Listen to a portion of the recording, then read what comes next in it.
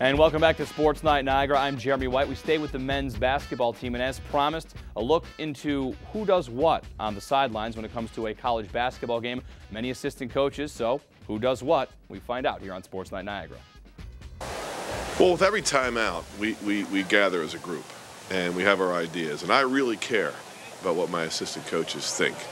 And I don't make too many decisions without their input.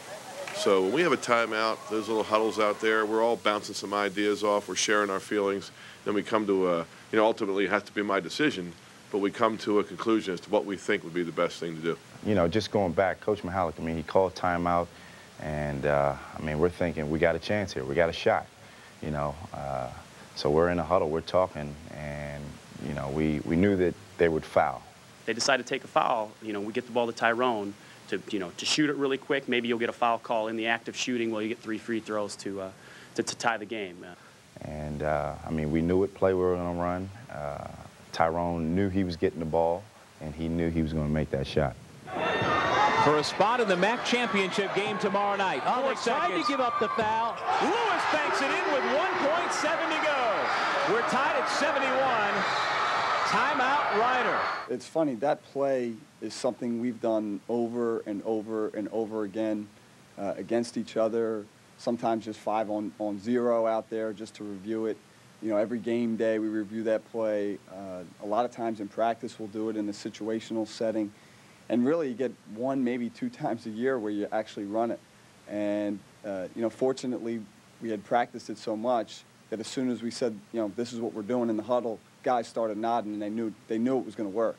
We say it every day. I mean, failing to prepare is preparing to fail.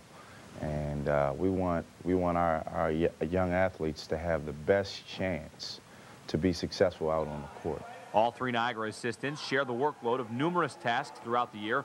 One of the biggest jobs a Purple Eagle assistant has during the year is scouting the opposition.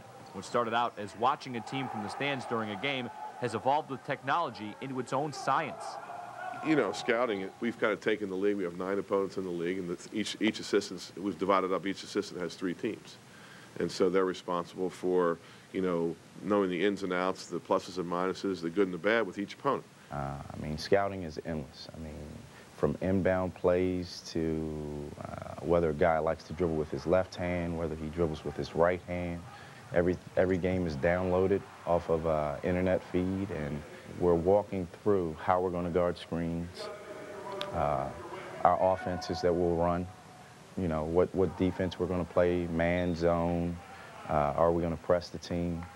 We try to break everything down. And with all the time that goes into scouting, none of that would be successful without getting the perfect talent onto the floor. A big part of an assistant coach's job is recruiting the right student athletes. I always kiddingly say it's not the X's and the O's, it's the Jimmys and the Joes. And, these guys are out there. Their job is to identify new prospects, convince them that Niagara will be a good place for them, and at the end of the day, hopefully they'll sign those papers and become a Purple Eagle. Well, it's an everyday thing. One of the old lines is, recruiting is like shaving. If you don't do it every day, you don't look so good. So obviously if you don't have players, you don't have a program. It really is the key to the success of the program. Showing just how difficult recruiting can be, Coach Martelli explains how few schools were recruiting a certain NU star.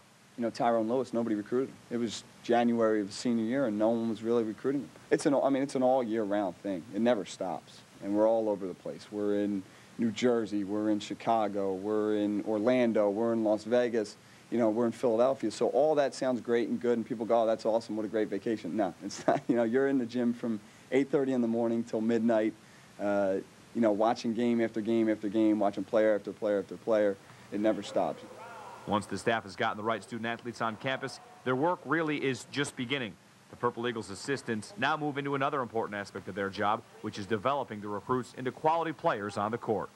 And we want all of our guys to improve. You never stay the same. You get better, you get worse. And we've kind of done the same thing in that regard as we've kind of done